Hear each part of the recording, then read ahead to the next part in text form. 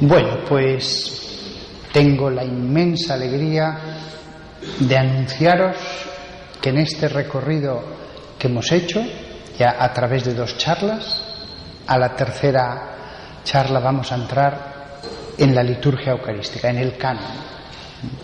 La primera charla han sido los ritos iniciales, la segunda charla ha sido la liturgia de la palabra y ahora por fin entramos en la parte más sagrada de la misa.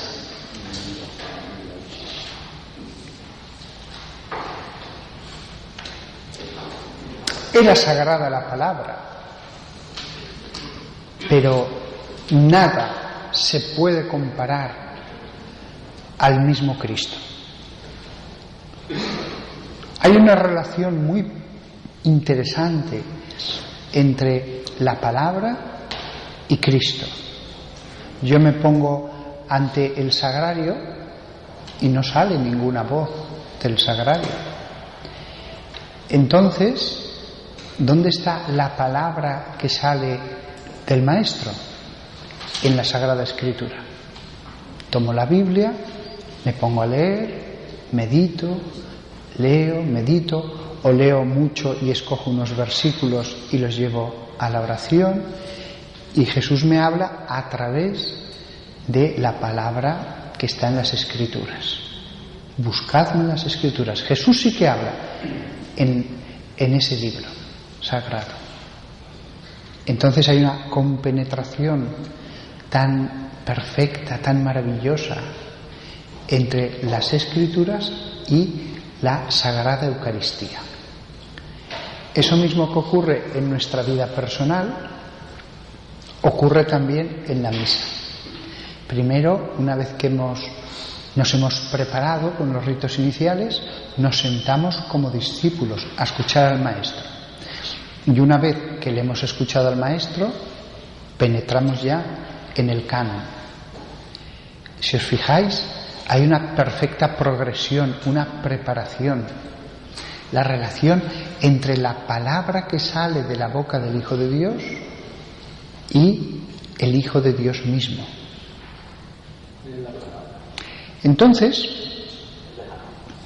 como decía el libro primero de las Crónicas, capítulo 16, versículo 29, postraos ante Yahvé en el atrio sagrado. Este es un versículo precioso para la misa. Postraos ante Yahvé en el atrio sagrado. La tienda de la reunión estaba dividida en 3 partes esenciales. Bueno, la tienda de la reunión, en 3 partes. El templo de Salomón tenía algunas dependencias laterales para guardar los vasos sagrados y lo necesario para los sacrificios. También se guardaban allí los libros que se usaban en la salmodia, los rollos. Entonces, 3 partes tenía la tienda de la reunión. Podríamos ver, aunque este paralelismo admite más posibilidades, en el atrio, en donde estaba el grandísimo mar de bronce, la purificación, los ritos iniciales.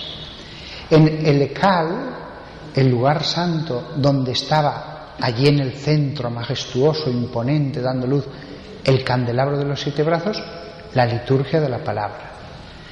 Y atravesado el segundo velo, entrábamos ya en el Sancta Sanctorum, en el lugar donde estaba el maná, donde estaba el arca dentro del maná. Eso es la liturgia eucarística. Hasta tal punto esta es la parte que siempre se ha considerado más sagrada, que todo lo anterior en verdad se puede decir que es preparación. Postraos ante Yahvé en el atrio sagrado. Entonces comienza el ofertorio. La liturgia también es a veces traslación del ministro de un lugar a otro. Siempre en todos los templos estaban las credencias. Algunos sacerdotes pues han caído un poco ahora en la costumbre de dejar las cosas en una mesita justo al lado del altar o incluso sobre el altar.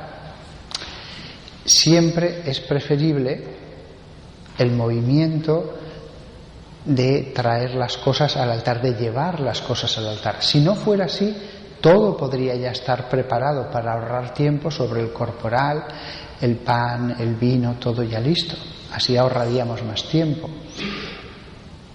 La liturgia también son esos momentos en que hacemos cosas. Por eso desde el Vaticano hasta una ermita románica podéis ver en las ermitas románicas, en las paredes, unos arquitos donde se dejaban las cosas, no sobre el altar. Ellos tenían la idea, hay que llevar los dones al altar, no se deja todo encima.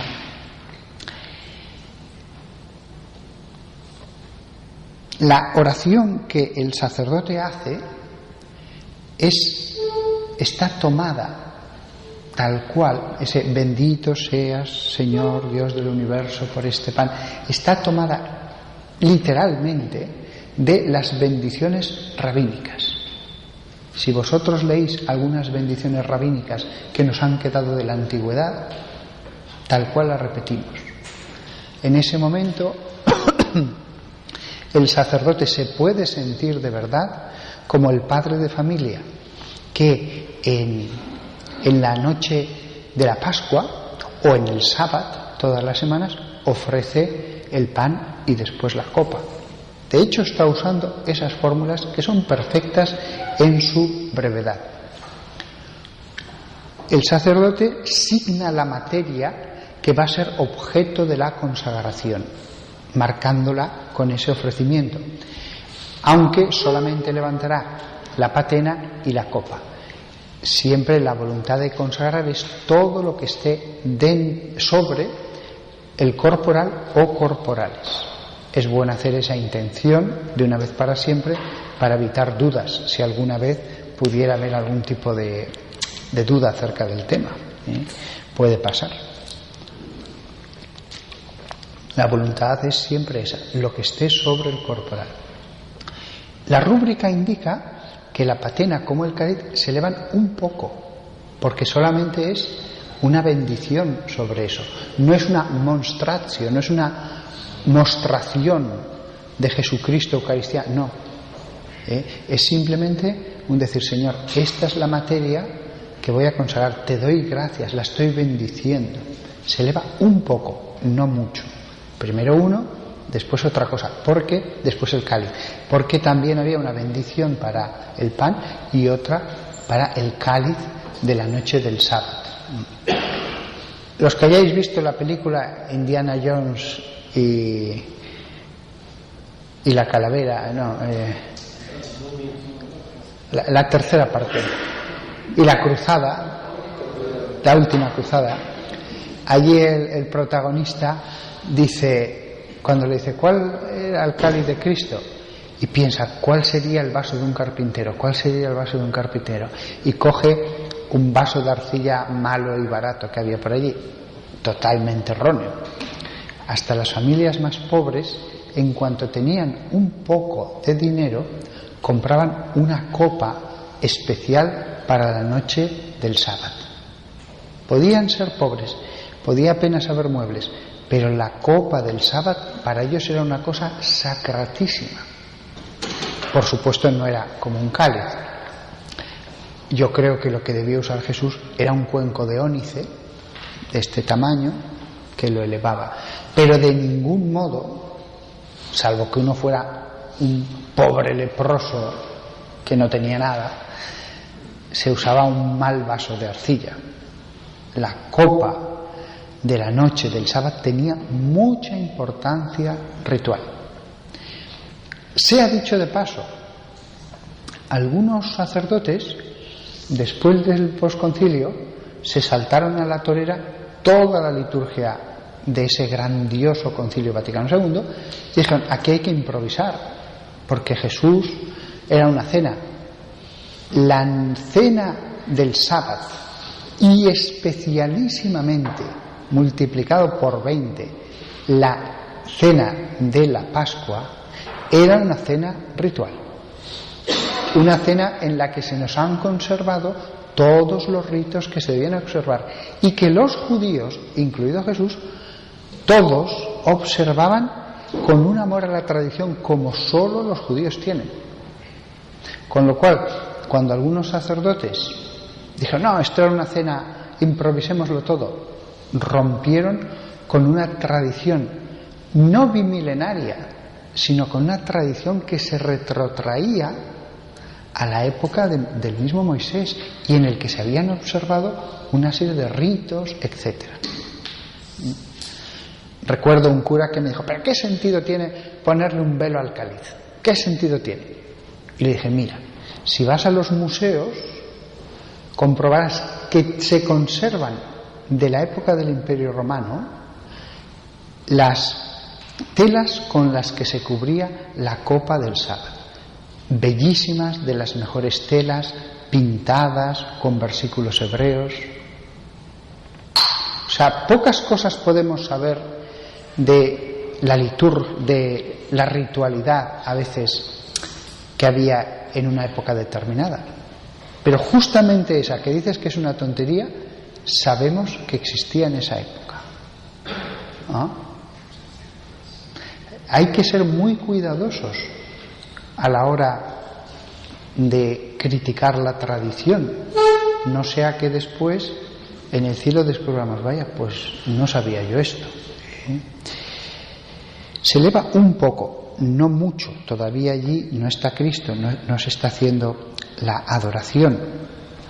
Y después el sacerdote, después de la bendición rabínica, de la bendición del padre de familia en una familia judía, fijaos cómo esto nos lleva a los orígenes, después que ha hecho eso, se inclina profundamente. Es la tercera vez que se va a inclinar. La primera al comienzo de la misa, si no hay sagrario. La segunda para pedir a Dios ayuda para proclamar el Evangelio de un modo digno. Y la tercera dice, in spiritu militatis et in animo contrito suscipiamur a te Domine. En espíritu de humildad y con el ánimo contrito seamos recibidos por ti, Señor, y así sea hecho nuestro sacrificio en tu presencia hoy, para que te plazca, Señor Dios. Esta fórmula es personal, es una oración personal del sacerdote. La liturgia de la misa incluye oraciones de la persona del sacerdote. En mitad de la misa, la Iglesia le dice, ora tú ahora, pero no como presidente. Y se pronuncian con la boca, esa es la tradición, vocaliter, pero en voz baja, que no lo escuche el pueblo. El pueblo escucha un murmullo. Y eso tiene su interés para la gente, porque cuando se lo explica, presta mucha atención. Es curioso que a veces cuando pones el velo que oculta, todavía excitas más el interés de la gente. La misa se transforma en algo misterioso, en algo que quieren saber el porqué de las cosas. Pero fijaos en esta oración con espíritu de humildad. O sea, me voy a acercar a ti con espíritu de humildad. De nuevo se le recuerda al sacerdote su indignidad, o al obispo o al papa. Y con ánimo contrito, me arrepiento de todo, Señor. Seamos recibidos por ti, suscipiamur a te Domine. No se da por supuesto. Suscipiamur a te, Señor, que sea recibido. Yo. No se da por supuesto. Y así se haga nuestro sacrificio en tu presencia, ut placeat tibi, para que te plazca, para que te complazca, para que te agrade. Dos afirmaciones en esta breve oración. No se da por supuesto que nuestro sacrificio le va a complacer a Dios. Cada sacerdote que celebra la misa en toda la Iglesia la misma Madre Iglesia le dice que haga esta oración para recordarle que no está asegurado que su sacrificio va a ser agradable a Dios. Fijaos cuántas veces en la palabra aparece como Dios dice: cerraré mis oídos o no aceptaré sus ofrendas. La humildad, la humildad. Una vez que esta oración del In Spiritu Militatis ya se rezaba desde el siglo IX. No significa que desde, a lo mejor mucho antes, pero desde luego nos ha quedado en los libros litúrgicos de Francia del siglo IX. Y una vez que uno se ha humillado, a mí me gusta de verdad hacer el gesto pleno, no una cosa así, no. De verdad que me humillo todo lo que puedo, doblándome ante el altar, junto las manos junto al corazón, como diciendo: escucha mi oración de mi corazón. Y la hago con tranquilidad. No digo in spiritu militatis, no, con tranquilidad. In spiritu militatis et in animo contrito suscipiamur a te Domine. Yo os animo a que lo hagáis de esta manera, sin prisa, que de verdad estéis orando. Y acto seguido viene un rito, que es el lavabo.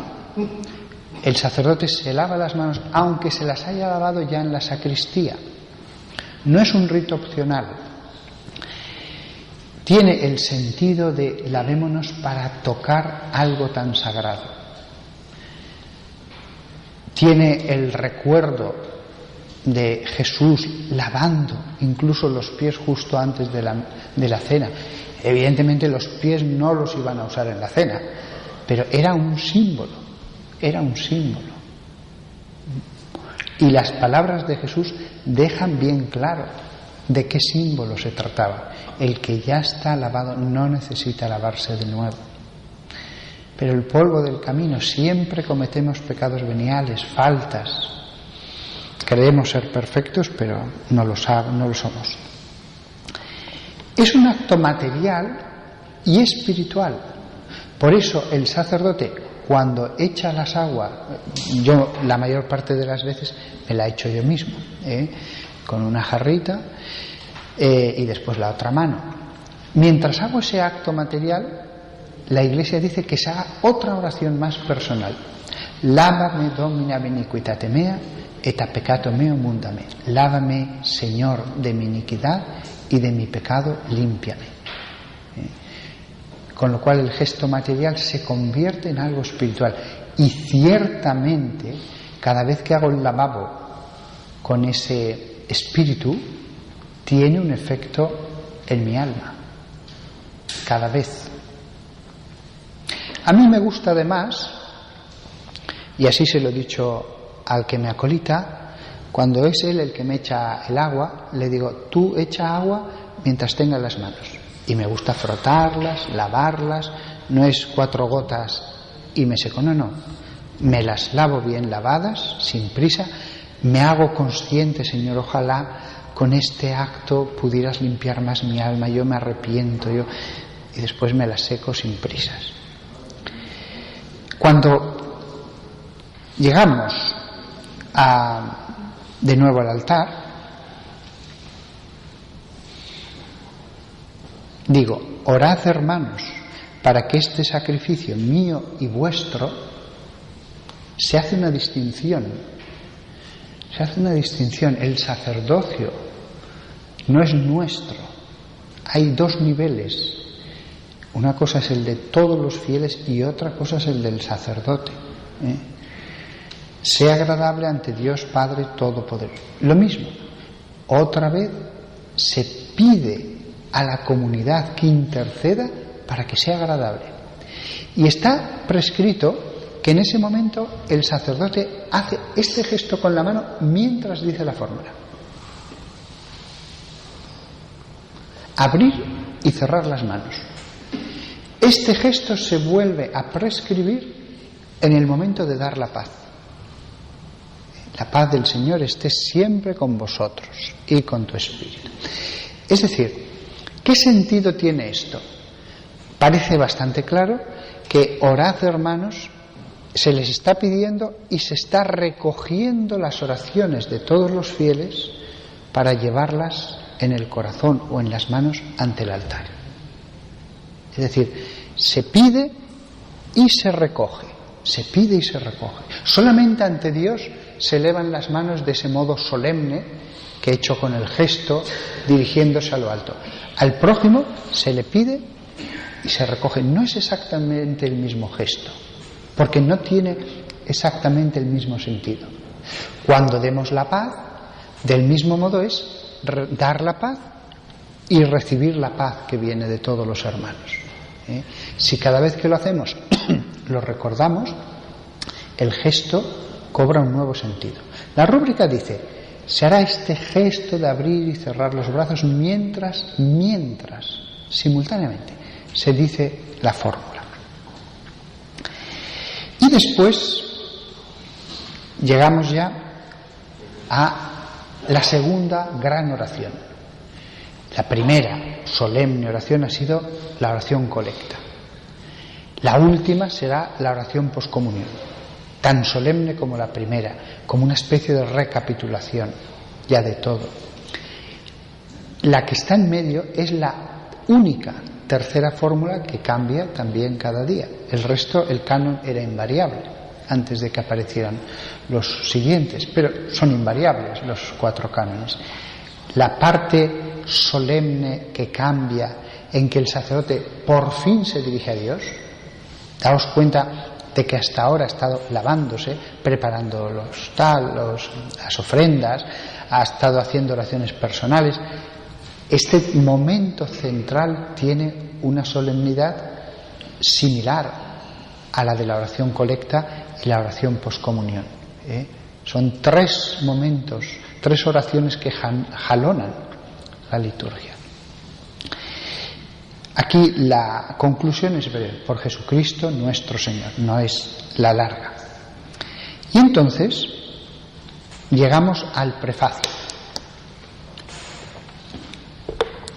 Yo el prefacio lo veo como la antecámara del templo.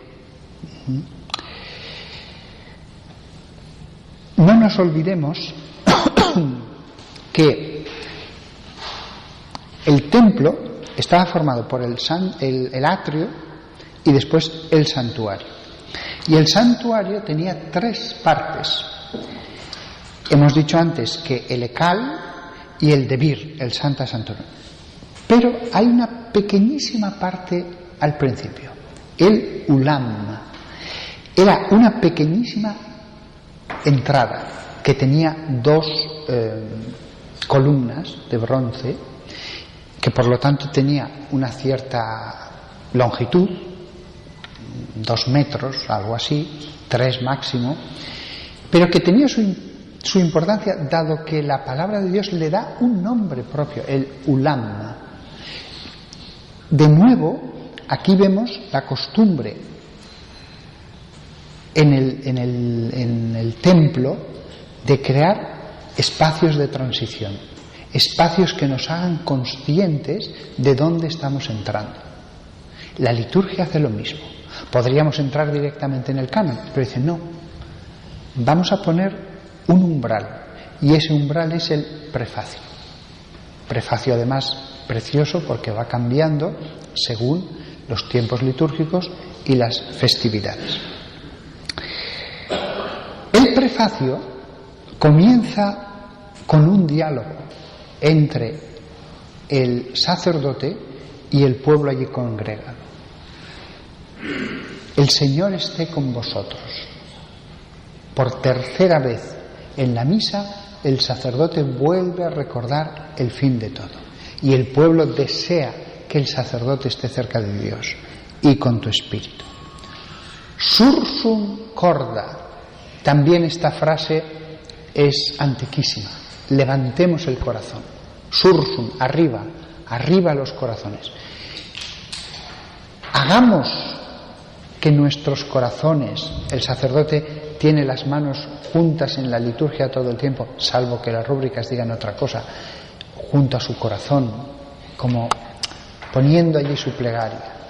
Y entonces eleva las manos.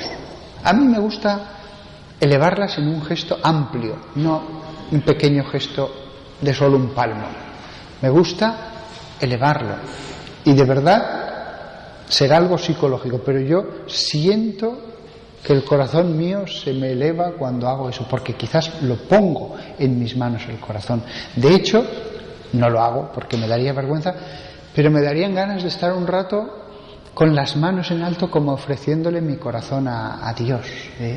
Elevemos el corazón, desapeguémoslo de las cosas terrenas, de las cosas materiales. Sursum corda. Lo tenemos levantado hacia el Señor. Demos gracias al Señor. Es justo y necesario. El Señor esté con vosotros, se abren las manos. Pero el gesto no es el mismo gesto solemne del sacerdote que se va a dirigir al Dios que está en los cielos. Es un gesto más moderado. El Señor esté con vosotros. A mí me gusta este gesto que aparece en tantos mosaicos antiquísimos, del sacerdote que saluda a la comunidad, le abre los brazos con los codos más cerca, y así se hace una distinción entre el gesto solemne ante el Dios Todopoderoso y el gesto ante los hermanos. Demos gracias a Dios, es justo y necesario. Y entonces, una vez que hemos atravesado el ulam, una vez que hemos atravesado ese umbral, ¿qué nos encontramos? La primera cortina. La primera cortina que nos indica necesariamente, porque nos topamos con él, vamos a entrar ya al Ecal, al lugar santo. ¿Qué cortina es esa? En el templo era material. En la liturgia es una cortina de ángeles, el Sanctus. Santo, santo, santo es el Señor. Digo de ángeles, porque es lo que decían los ángeles que están ante el trono de Dios. Día y noche repiten: santo, santo, santo es el Señor. Vamos a entrar ante el trono de Dios. Y por eso nos topamos con ese coro incesante día y noche de los ángeles. También en la parte interior del santuario, los tapices mostraban a querubines. O sea, fijaos qué compenetración tan perfecta entre la misa y la palabra de Dios. No tengo la menor duda de que, aunque la liturgia, los textos litúrgicos no son palabra de Dios, sin embargo el Espíritu Santo ha estado inspirando.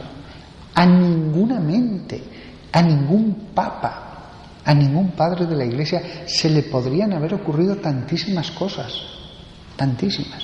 Y sin embargo la liturgia, como un coro, ha ido evolucionando hasta nuestra época, de un modo que no hay que sacar nada, nada es imperfecto, todo es obra del Espíritu Santo. El santo es un momento para hacernos conscientes. Voy a traspasar la cortina, el primer velo. Entro ante el trono de Dios. Hemos pasado la parte del candelabro y ya voy a entrar en la otra parte. El sacerdote verdaderamente va a estar ante el arca de Dios, ante el propiciatorio que nos ha hecho propicios ante Dios, ante el nuevo maná, ante el trono de Dios que se manifestaba ante Moisés. A mí no se me va a manifestar, como no se les manifestó a los sumos sacerdotes después de Moisés, pero Él está allí. Él dijo que sería el lugar de la presencia, el lugar del encuentro. Entonces ya comenzamos el canon. El canon, los 4 cánones son bellísimos. Los 4 cánones no hay ningún pero que ponerles. Cada uno tiene su carácter. El canon primero, su origen conocido está en el siglo IV, pero hubo una continuidad desde antes, desde las palabras que dirían los apóstoles hasta ese canon del siglo IV. No hubo rupturas. El canon romano verdaderamente es la evolución con añadiduras de lo que tenían los primeros cristianos, que repetían exactísimamente, al principio literalmente, lo que los apóstoles habían visto de Jesús en la noche.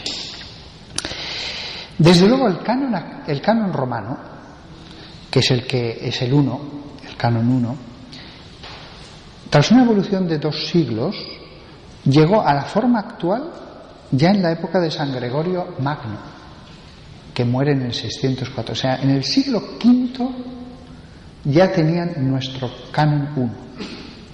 Impresionante. El canon 2 es una reelaboración de la anáfora de San Hipólito, que muere en el 225. Y es la más antigua que se conoce. El primer texto que nos ha llegado es el canon 2. Y tiene unas reelaboraciones, pero es sustancialmente eso. Y además mucho de lo que está en la tradición apostólica está después en ese canon de San Hipólito, literalmente. Es verdaderamente un fósil litúrgico en su brevedad. Es cierto que el canon 1 da una impresión mucho más solemne, da una impresión mucho más de sacralidad, de explicitación del misterio.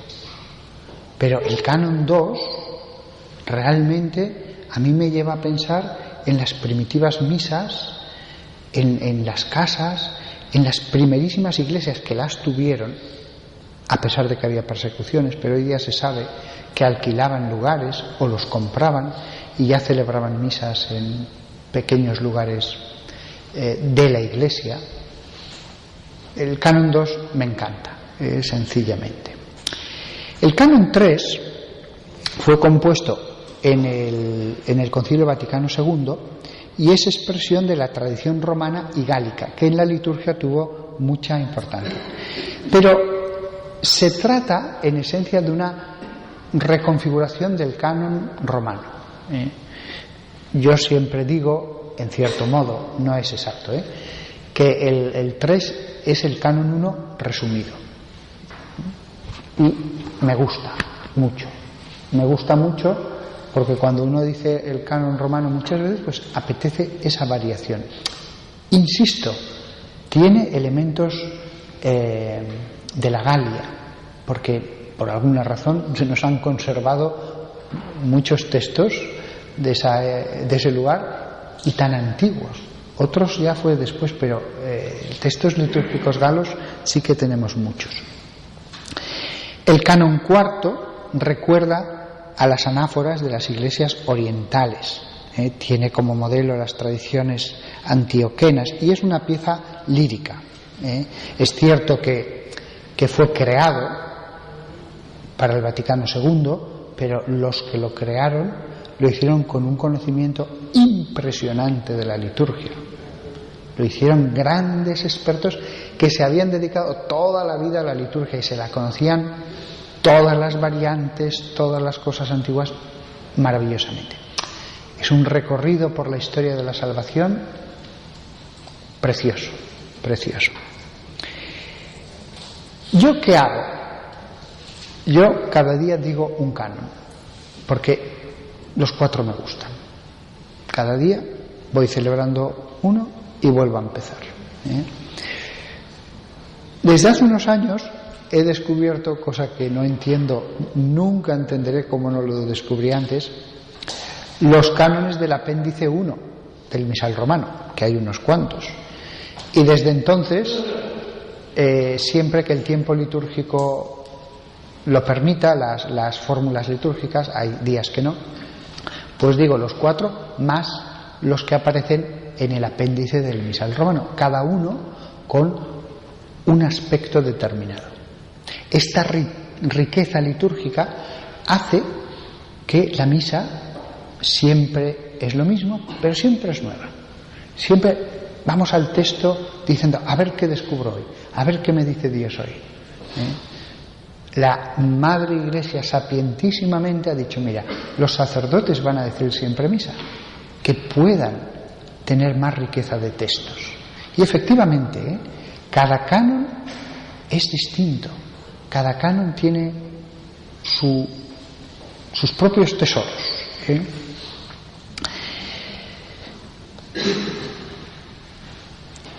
Las preferencias ya cada uno puede escoger las que quiera, cada uno tiene su carácter, pero por centrarme en uno de todos los que he dicho, voy a centrarme en el romano, pero podría haberlo hecho en cualquiera, pero prefiero hacerlo el romano porque es el más complejo y se presta a más explicaciones, pero lo que voy a decir del romano vale de todos los demás.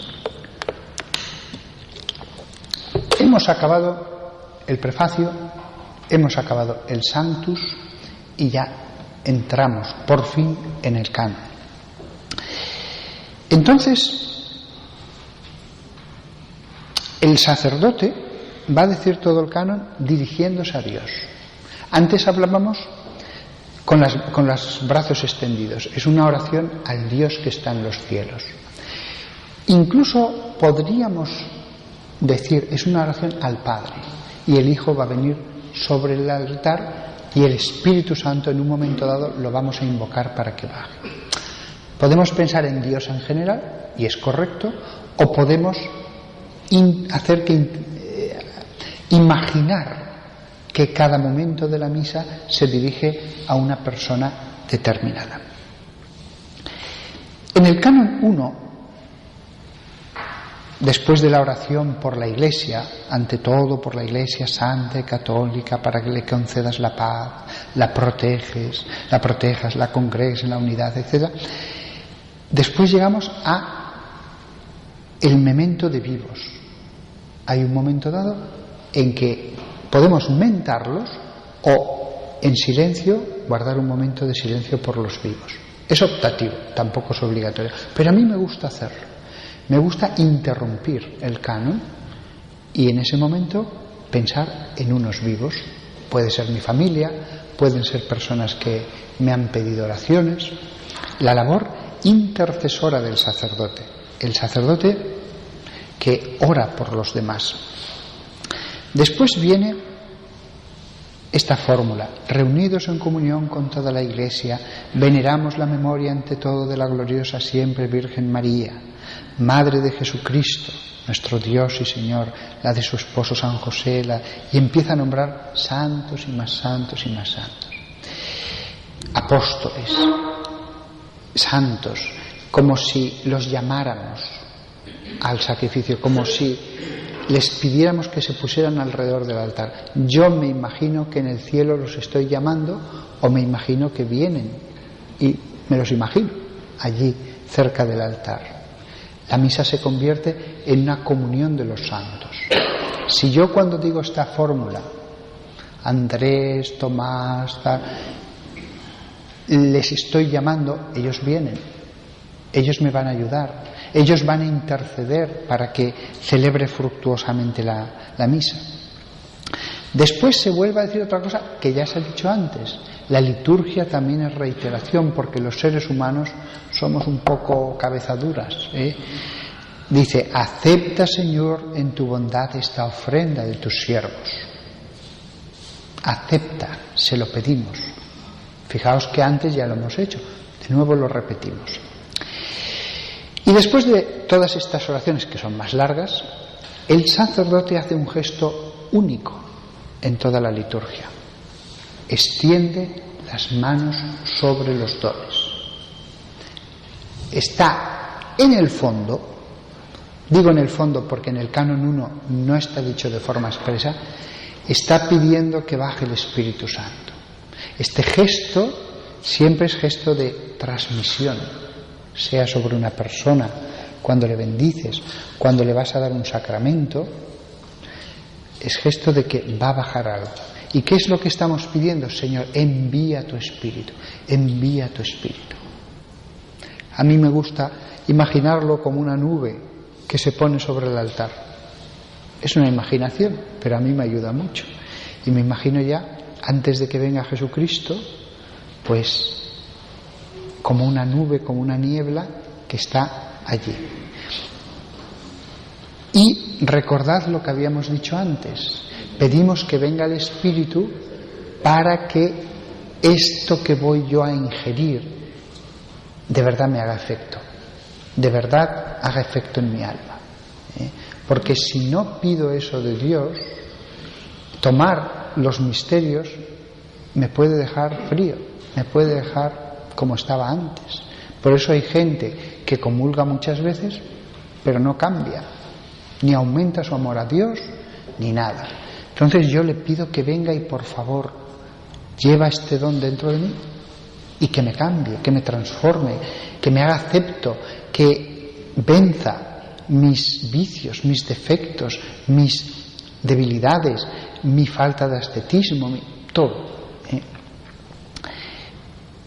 Después el sacerdote dirá: bendice y santifica esta ofrenda haciéndola perfecta. La señal de la cruz, lo mismo. Si poner las manos era que venga el Espíritu, ahora bendigo esto.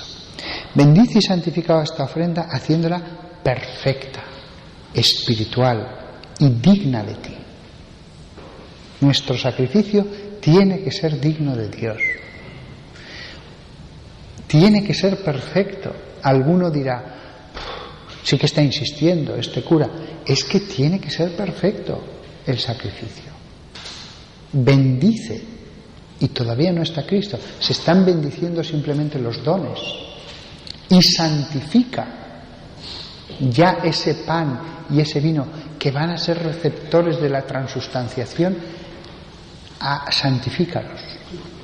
Oh Padre, esta ofrenda, haciéndola perfecta, espiritual y digna de ti, de manera que sea para nosotros cuerpo y sangre de tu Hijo amado, Jesucristo nuestro Señor. Bien, y entonces viene una fórmula que engarza totalmente con la última cena, la anamnesis.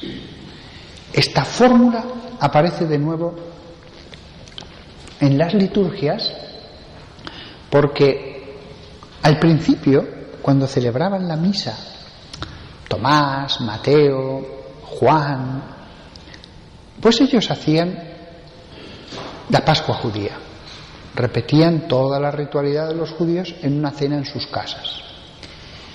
Pero había un momento en que acoplaban eso con lo que sucedió en la última cena, una añadidura.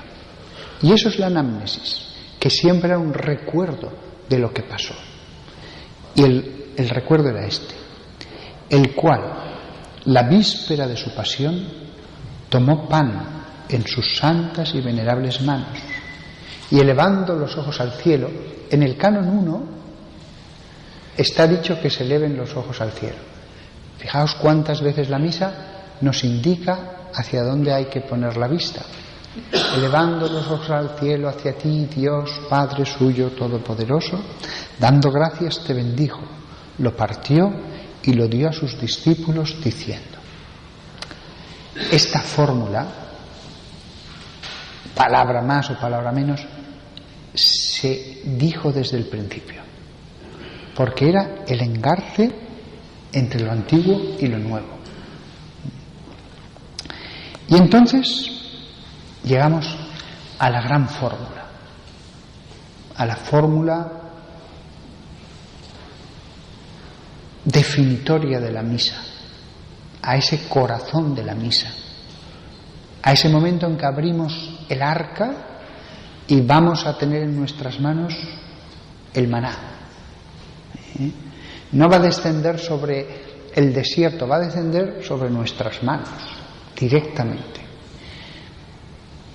Y es la fórmula: tomad y comed todos de él, porque esto es mi cuerpo, que será entregado por vosotros. Una fórmula que cuando la decía el Padre Pío empezaban a salir sangre de sus llagas. Y en ese momento el sacerdote lo levanta. Al principio no existía la elevación, pero la gente, no recuerdo ahora en qué siglo, pero fue en un momento de la Edad Media, en el siglo XIII, en París. La gente quería ver la Eucaristía, lo quería, y era tanto el afán que al final los obispos lo concedieron y se elevó. Y cuando empezaron a hacerlo en París, empezaron ya a hacerlo en todas partes.